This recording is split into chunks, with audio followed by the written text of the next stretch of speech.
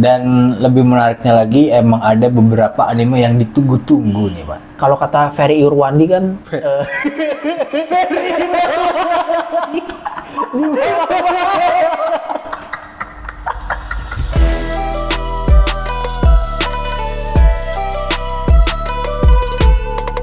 Hari ini kita tuh mau bahas apa sih? nggak tahu nih tim kreatif nih. Tunggu brief dulu kita. Ya udahlah. Jadi, siap ya. Ini Siap. script hari ini ya, bisa dibaca dulu. Ini dari sini nanti langsung ke sini aja ya. Aman ya? Nah, ini kan anime bagus. Harus ada season 2-nya nih. Nah. Ini dia rekomendasi anime sequel Winter 2025 versi anime Kane.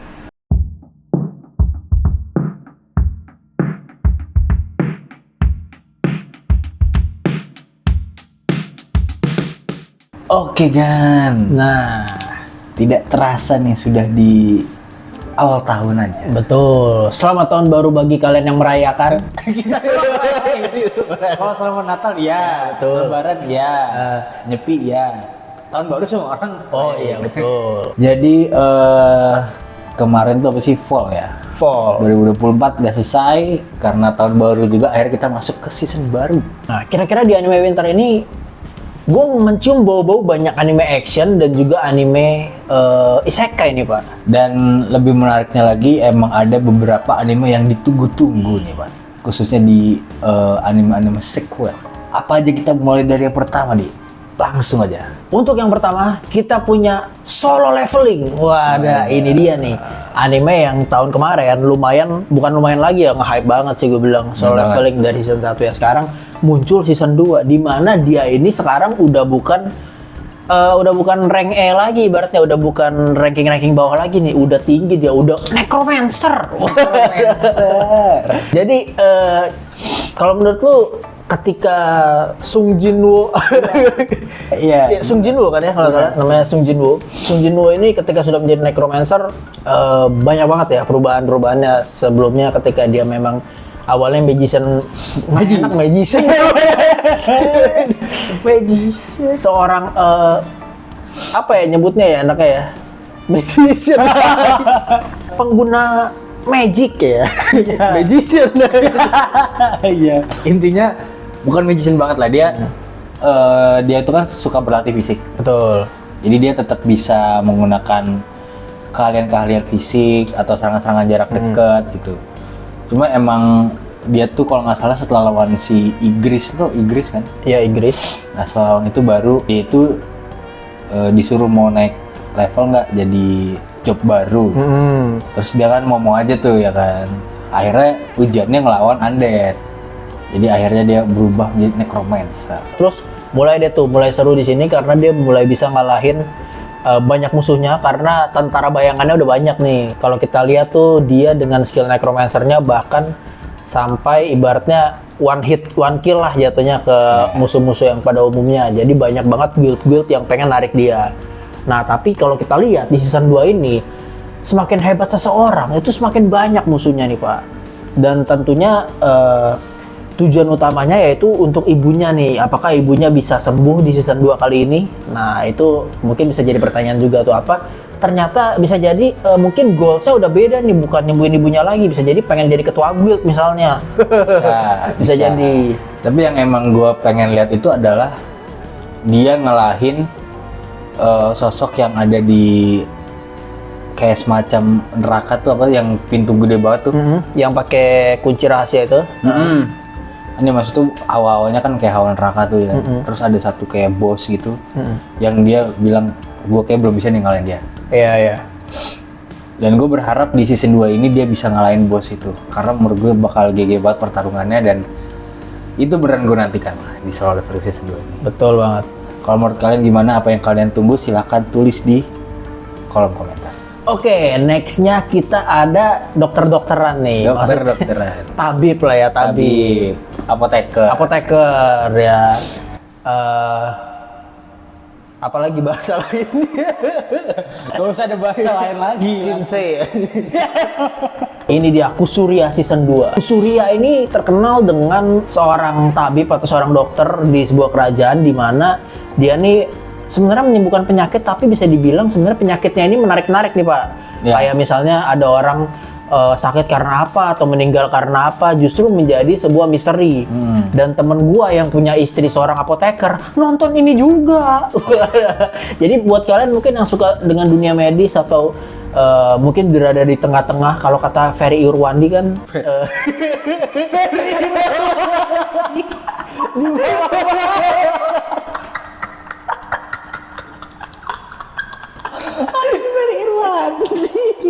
adanya logika mistika ya. Ada ketakutan terhadap sesuatu, misalnya terhadap hantu, terhadap apa, sehingga seseorang itu terpacu atau seseorang itu menjadi lebih percaya atau lebih berani atau tahayul dan sebagainya. Oke, ngomongin tahayul bener sih. Jadi emang ini kan karena settingnya itu kan di kerajaan Cina dulu ya. Iya. Jadi masih banyak yang percaya dengan tahayul. Tahayul, hantu, Wong Fei Hung. Jadi akhirnya karena mereka belum mengenal ibaratnya ilmu, yang ngerti itu cuma segelintir orang dan si tokoh utama kita lah ini yang cukup mengerti, si Mau ini. Jadi dia berhasil ibaratnya menemukan hal-hal yang nggak jelas tadi, dicari tahu dulu apa sebabnya, baru dia meracik ramuan atau obat untuk diberikan. Jadi yang menarik dari anime ini menurut gua adalah genrenya banyak. Jadi walaupun genre keseluruhannya itu sebenarnya hanya drama yang berkisaran tentang kehidupan sehari-hari seorang apoteker, Betul. tapi di dalamnya tuh ada misterinya, ada romance-nya ada, terus mungkin sedikit adventure juga ada sih sedikit.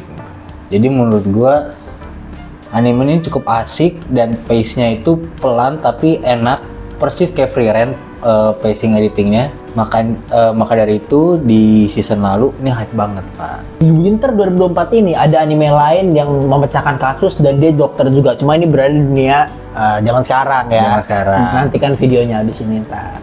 Nah, gimana kalau kalian apa kalian nunggu Kusuria? Silahkan tulis di kolom komentar. Next ini nomor 3 kita punya Dr. Stone. Nah, Dr. Stone akhirnya muncul lagi di season barunya. Buat kalian yang suka dengan anime-anime yang berkaitan dengan ilmiah ya. Ya. Berkaitan dengan ilmiah, berkaitan dengan action, tapi actionnya ini berkaitan dengan ilmiah. Balik lagi sebenarnya konsep utamanya memang keilmiahan, di mana si Dr. Stone ini atau si Senku ini dia punya otak yang pintar sekali sampai ada uratnya.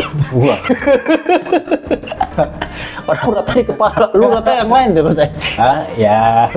Di tangan ada, di kaki ada, ini di kepala. Dr. Stone ini sudah masuk ke musim ketiganya ya.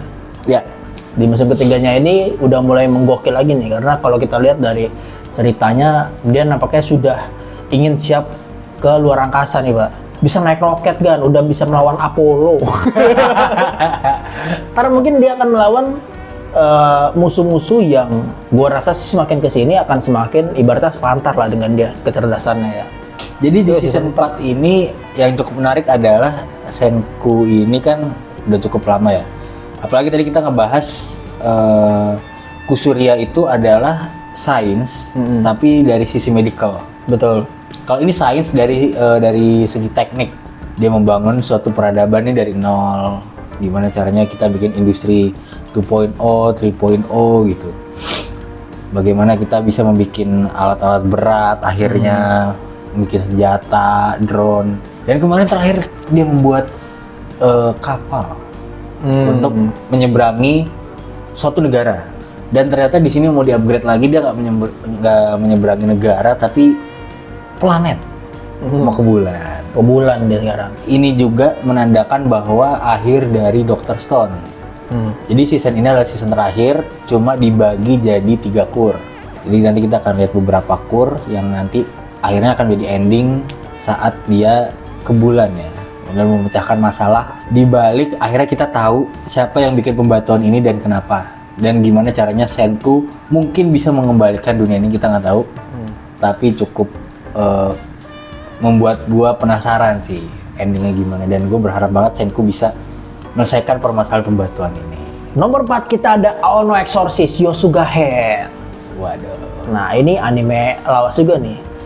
Jadi kemarin baru muncul lagi. Iya, baru muncul lagi, ibaratnya dihidupkan kembali nih anime ini nih. Ya. Aono Exorcist ini dimana ya kita lihat dia bisa keluar api gitu, tapi apinya bukan api merah, api biru kan. Biru. Kompor gas. Kompor guys. Nah, di Aono Exorcist kali ini kita bakal ngeliat ada sebuah problem baru di mana itu ada sebuah malam. Nah, tapi malamnya ini malam yang lumayan mencekam nih, Pak.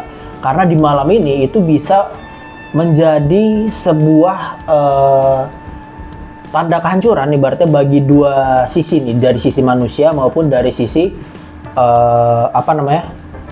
hantu atau sisi ghost gitulah ya. Nah, di sini tuh selain kita melihat adanya aksi yang menebarkan dari Aono Exorcist, kita juga bakal ngelihat adanya hubungan kedekatan nih dari si karakter utama dengan masa lalunya, dengan teman-temannya, dengan keluarganya. Intinya di Aono Exorcist ini cukup menarik ya, karena ternyata yang gue lihat itu apalagi di season yang kemarin itu emang nggak cuma pertarungannya aja yang bagus, tapi ternyata hubungan antar karakternya ini yang diperdalam.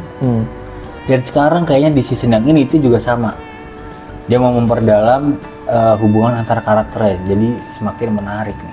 Ciri khas anime-anime lama ya, kayak Naruto, kayak One Piece. Jadi ada selain cerita benang merah yang jalan, ada hubungan antar karakter juga yang jalan.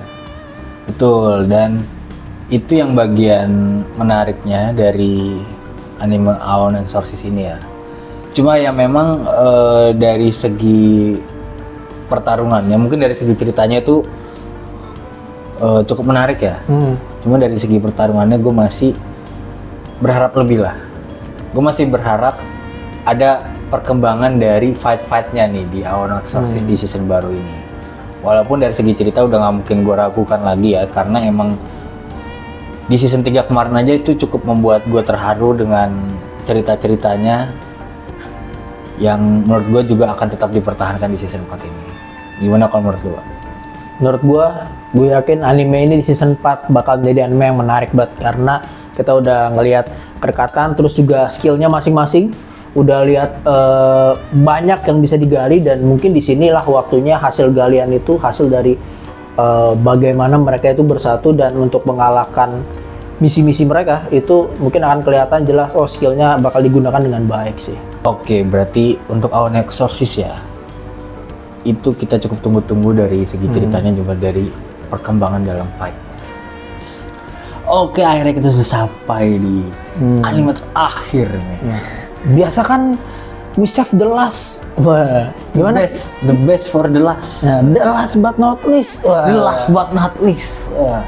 Yang terakhir yang paling bagus. Wadah. Kalau ini beda, Gan. Ini beda. Kenapa ditaruh di belakang, Gan? Ini sepertinya bukan the last but not least. Apa itu, Gan? The last but the least. Wadah. The last but the worst. Jadi anime ini sungguh mantap lah, Gan.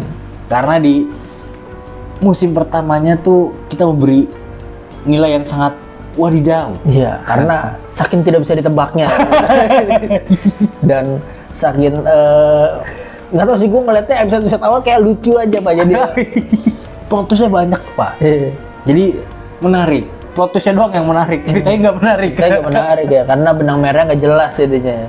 Actionnya kagak menarik, ceritanya kagak menarik. Coba plot twist-nya menarik karena ekspektasi gue di awal bakal keren. Plot twist ternyata wadaw. Kirain latar belakangnya dia di gurun-gurun gitu kan ya. Tapi keren nih, biasa kan kalau anime-anime isekai atau anime-anime misalnya fantasi gitu, biasa tuh backgroundnya tuh kalau nggak Eropa ya jadi Vladimir atau apa misalkan Eropa misalnya, atau kalau yang Jepang biasa backgroundnya misalnya ada yang pakai kimono atau apa misalnya ya. Kalau isekainya ini isekainya Timur Tengah nih gitu kan, pasir-pasir, wih keren nih, boleh nih. Ending-endingnya tidak dipertahankan. Nyasar kemana? Dari yang gue tangkap adalah Ishura ini kan bercerita tentang turnamen nih ya kan, turnamen mau mencari tahu siapa pahlawan yang sudah berhasil mengalahkan Raja Iblis. Betul.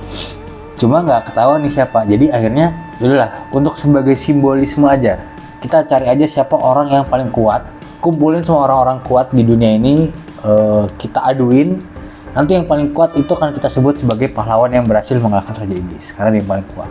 Cuma emang sayangnya aja, belum mulai turnamennya udah pada cacat, ya kan?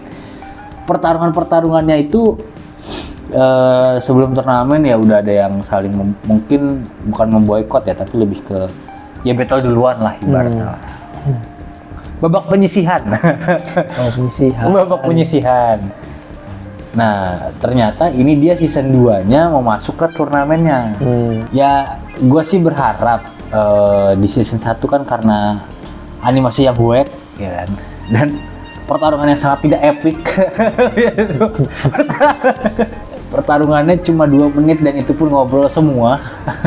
Tiba-tiba kalah ya di menit ketiga ya kan. Gue berharap sih karena ini kita udah mau masuk ke mulai babak yang serius, babak turnamen Ishura ini, kita sebagai pengamat kita akan melihat apakah anime buruk ini bisa menjadi anime yang bagus ya. Iya, apakah mengalami setidaknya ada perkembangan. Semoga aja ya turnamen ini cukup mendebarkan, karena emang jujur waktu pertama kali kita rekomen ini gue merasa cukup oke karena premisnya. Gue liat gambarnya juga episode 1 keren gitu. Keren, gambarnya keren. Cuma kok ceritanya kok oek. Ada. kok pertarungannya seperti ini gitu. Sangat-sangat tidak epic. Ya gitulah. Gue masih tetap berharap karena premisnya oke. Semoga nanti pertandingan yang resminya, turnamennya itu siapa tahu lebih oke. Karena kalau misalnya lebih oke dari segi pertarungannya, dari segi animasinya aja ya, menurut gue ini bakal menjadi anime yang oke karena premisnya udah cukup oke gitu. Dan karakter-karakternya juga menarik banget di season 1. Kita akan lihat karakter aneh seperti apa lagi yang ada di season 2 dan gimana mati gobloknya. Mungkin itulah ya dari kita, kalau dari kita kenapa Ishura ini kita masukin di rekomendasi. Karena siapa tahu kalian belum pernah nonton nih ya kan, jadi kita nggak mau nih kita doang nih yang nonton anime seperti ini. Kita tepak lah kalau semua nonton, aduh. Biar ngeliat ini anime apaan? Keren bang ternyata. bagus, nggak apa-apa. Kan selera dan pendapat orang beda-beda. Betul. Ya jadi itulah beberapa list anime rekomendasi dari anime Sekolah Inter di 2025. Cukup menarik, banyak yang kita tunggu-tunggu juga, mulai dari yang pertama tadi kita punya Solo Leveling, terus ada Kusuria, ada juga Dr. Stone, ada Aono Exorcist, sama ada The Best. ada Ini dia The Best, Ishura. Oke, jadi gitu dari anime Kane Azaz.